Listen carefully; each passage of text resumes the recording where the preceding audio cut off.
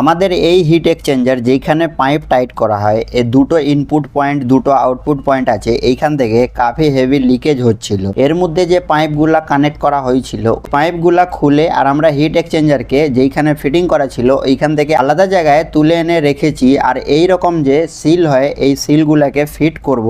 আর আপনাকে এক একটা জিনিস দেখাবো কি যদি আপনাদের এরকম কোনো সমস্যা হয় লিকেজের হিট এক্সচেঞ্জারের মধ্যে, তাহলে আপনি ওটাকে কিভাবে সলভ করবেন। ইনপুট আউটপুট যে ফ্ল্যাঞ্জ আছে ওইখান থেকে তো লিকেজ হচ্ছে, বাকি যেই প্লেটগুলো আছে এই প্লেটগুলোর মধ্যে যে গ্যাসকেট লাগানো আছে ওই গ্যাসকেটের ওইখান থেকেও লিকেজ হচ্ছে। তো ওইগুলোকেও ঠিক করব। সব থেকে আগে কি করব আমরা কি এইটাকে নিচের দিকে এইরকম শুইয়ে দেবো।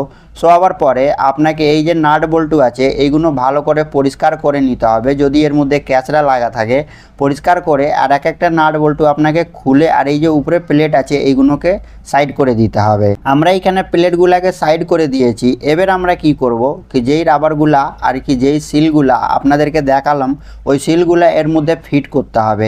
ফিট করবার আগে আমরা কি করব কি পুরনো যে লাগানো আছে ওইগুলোকে স্ক্রুড্রাইভার হেল্পে বাইরে বের করে দেবো। যদি হাত দিয়ে আপনি বের করতে পারছেন তাহলে আপনি বের করে নেবেন, নাহলে কি করবেন কি স্ক্রুড্রাইভার হেল্পে এটাকে বাইরে বের করে দেবেন। চারটে পয়েন্টের মধ্যে এই সিলগুলো লাগানো আছে তো ওইগুলোকে বাইরে বের করে দেবেন। বাইরে বার করে দেওয়ার পরে আপনাকে খুব ভালো করে পরিষ্কার করে নিতে হবে। তারপরে যে এই যে নতুন সিল আছে এইটাকে এইভাবে আপনাকে ফিটিং করতে হবে যেইভাবে আমি ফিটিং করছি। আমাদের এই যে হিট এক্সচেঞ্জার এর যে প্লেটের যা থিকনেস হচ্ছে ওই থিকনেস হিসাবে এই রকম গ্যাসকেটও আর কি এই রকম সিলও পাওয়া যায়। তো এই সিল আপনি কোত্থেকে কিনবেন, তো যেইখান থেকে হিট এক্সচেঞ্জার আপনি কিনেছেন ওদেরকে বললে ওরা অ্যারেঞ্জ করে দেবে আর ওইখান থেকে আপনি কিনে আর যদি এইখান থেকে লিকেজের প্রবলেম হয় তো এটাকে রিপ্লেস করে আর ওইটা ঠিক করে নেবেন।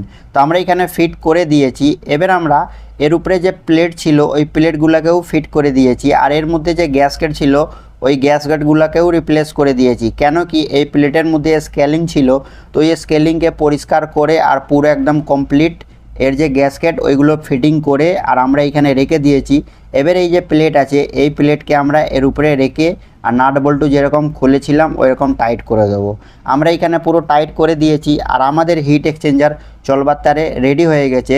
যদি আপনি হিট এক্সচেঞ্জারের সম্বন্ধে আরও ভিডিও দেখতে চাইছেন তো চ্যানেলের উপরে আছে, আপনি গিয়ে ওই ভিডিওগুলোকে দেখতে পারেন আর হিট এক্সচেঞ্জার ফিটিং করা শিখতে পারেন, একে পরিষ্কার করা শিখতে পারেন, স্কেলিং যে হয় ওই স্কেলিংকে ভালোভাবে পরিষ্কার করা শিখতে পারেন।